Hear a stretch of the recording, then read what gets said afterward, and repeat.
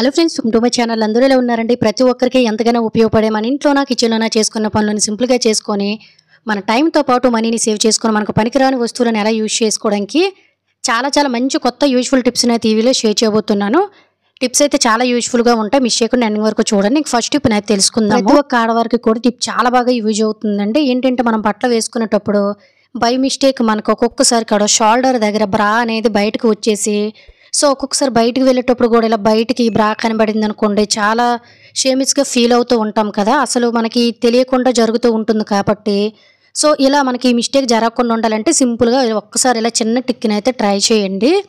ఏమీ లేదు, జస్ట్ నేను మీకు వీడియోలో క్లియర్గా చూపించడం కోసం లోన వైపు అయితే బ్రా పెట్టానంటే మనం ఎలా అయితే వేసుకుంటామో అదే విధంగా బ్రా పెట్టానండి. ఆ తర్వాత ఇటువంటి టేప్స్ అనేవి కాటన్ టేప్స్ మనకి మార్కెట్లో అవైలబుల్గానే ఉంటాయండి.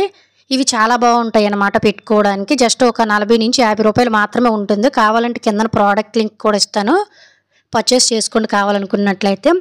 ఈ విధంగా షోల్డర్ దగ్గర మనకి ఒక్కొక్కసారి జారిపోతూ ఉంటుంది కాబట్టి షోల్డర్ దగ్గర ఈ విధంగా సరిపడేటట్టు అంటే వేసుకునేటప్పుడు ఈ విధంగా, లేదంటే వేసుకున్న తరువాత అయినా కూడాను క్లాత్కి బ్రాకి ఈ విధంగా ఈ టేప్ని అంటించేసామనుకోండి, అస్సలు మనకి ఊడే ఛాన్స్ కూడా ఉండదన్నమాట. అలాగే బట్ట కూడా నీట్గా వంగుతుంది. వీడియోలో కూడా క్లియర్గా చూసారు కదా. డ్రెస్కి కానీ బట్టలకు కానీ టేప్ పెట్టినట్టు అస్సలు బయటికి కనిపించదండి. చాలా స్ట్రాంగ్గా ఉంటుందన్నమాట.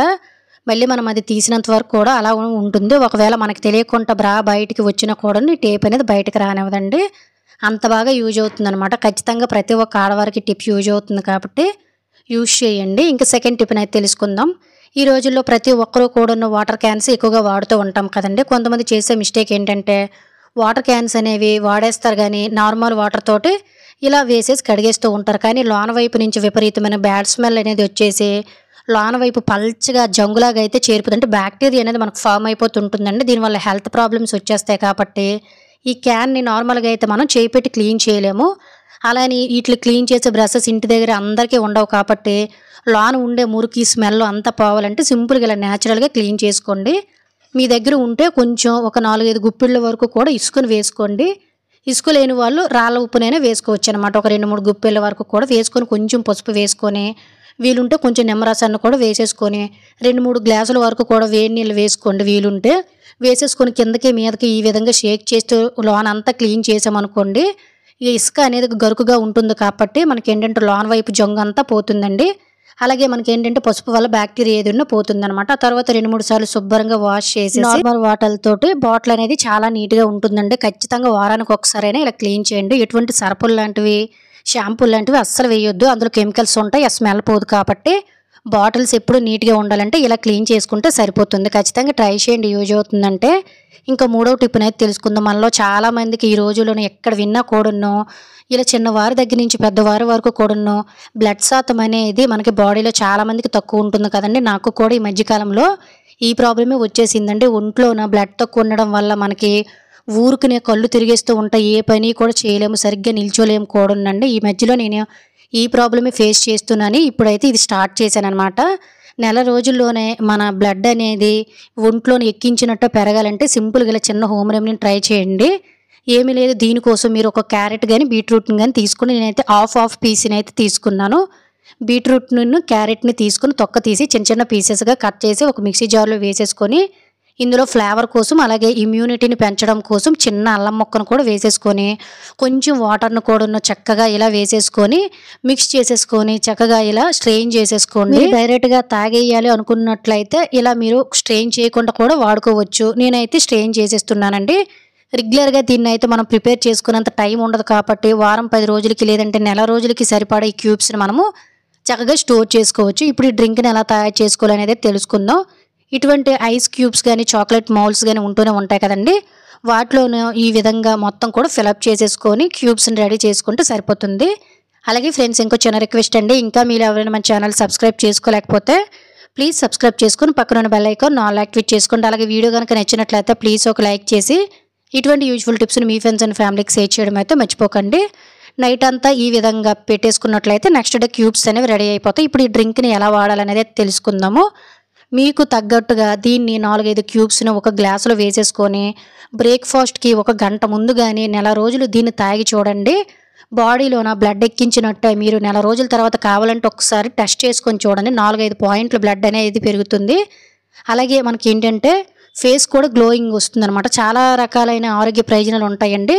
ఇందులో నేను టేస్ట్ కోసం ఒక నిమ్మ చెక్క రసాన్ని కూడా వేశాను. నిమ్మకాయ రసం అనేది కూడా హెల్త్కి చాలా మంచిది కాబట్టి కొంచెం సాల్ట్తో పాటు కొంచెం నిమ్మ రసాన్ని కూడా యాడ్ చేసేసుకొని రెగ్యులర్గా బ్రేక్ఫాస్ట్కి ముందు 1 గంట ముందు దీన్ని తాగేయండి. డైలీ కూడా ఎవరైనా తాగొచ్చండి. దీనివల్ల మనకి బాడీలోన ఇమ్యూనిటీ అనేది పెరుగుతుంది, బ్లడ్ శాతం అనేది పెరుగుతుందండి. అలాగే మన ఫేస్ అనేది కూడా గ్లో అనేది పెరుగుతుంది అనమాట. చాలా బాగుంటుంది డ్రింక్ అయితే, టేస్ట్ కూడా ఖచ్చితంగా ట్రై చేయండి. ఇంకా 4వ టిప్ని అయితే తెలుసుకుందాం. మనలో చాలామంది ఆడవారికైనా మగవారికైనా కూడాను ఎందుకో తెలియదు కానీ పెదాలు అనేవి మన ఫేస్తో పోల్చుకుంటే చాలా నల్లగా అసహ్యంగా అయిపోయి పొరలు కూడా ఊడిపోతూ ఉంటాయి కొంతమందికి సీజన్లతో సంబంధం లేకుండా. దీనికోసం చాలా మంచి రెమెడీ అండి ఇది. కొంచెం షుగర్లో కొంచెం తేనె వేసుకొని కొంచెం పసుపును వేసుకొని దీన్ని వారానికి ఖచ్చితంగా 2 సార్లు మన పెదవుల పైన వేసుకొని ఈ విధంగా స్క్రబ్ చేసేసినట్లయితే మన స్కిన్ అంటే పెదవుల పైన ఉండే డర్టీ స్కిన్ అంతా కూడా పోతుంది. పెదవుల పైన ఉండే నలుపుదనం అనేది పెదవులు అనేవి చాలా మృదువుగా న్యాచురల్ కలర్లోకి మారడం మీరే అబ్జర్వ్ చేస్తారు. ఖచ్చితంగా ట్రై చేయండి ఎవరైనా కూడాను. చాలా మంచి రిజల్ట్ అయితే కనిపిస్తుంది. ఇంకా 5వ టిప్ని అయితే తెలుసుకుందాం. మనలో చాలామందికి టైం లేక రెగ్యులర్గా వాషింగ్ మిషన్లో బట్టలు వేసేస్తూ ఉంటారు కదండి. ఒక్కొక్కసారి వైట్ బట్టలు ఉతకాలనుకోండి వాషింగ్ మిషన్లో చేత్తో ఉతికే దానికంటే వాషింగ్ మిషన్లోని బట్టలు అనేవి అస్సలు మురికైతే వదలవండి. ముఖ్యంగా ఇటువంటి వైట్ బట్టలు అయితే ఇంకా మురికి వదలవు.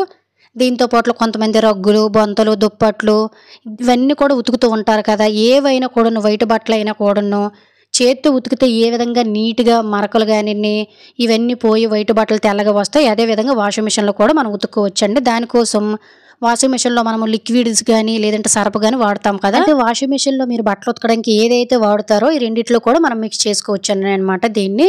ఇందులోన కొంచెం అంటే కొంచెము 1/2 టీ స్పూన్ వరకు కూడా బేకింగ్ సోడాని అయితే యాడ్ చేసేసుకోవాలండి.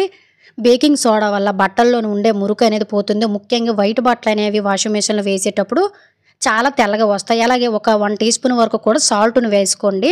సాల్ట్ అనేది సర్ఫలో మిక్స్ చేయడం వల్ల బట్టలు అనేవి ఒక్కొక్కసారి మనకి ఒకదానికొకటి కలర్లు అనేవి అంటిపోయి చాలా అసహ్యంగా అయిపోతూ ఉంటాయి కదా. ఇలా కలర్లు అనేవి అంటుకోకుండా ఒకదానికొకటి ఉంటుందన్నమాట. అలాగే పచ్చడి మార్కలు లాంటివి కూడా ఏవైనా ఉన్నా కూడా వదలడానికి సాల్ట్ అనేది చాలా బాగా యూజ్ అవుతుందన్నమాట.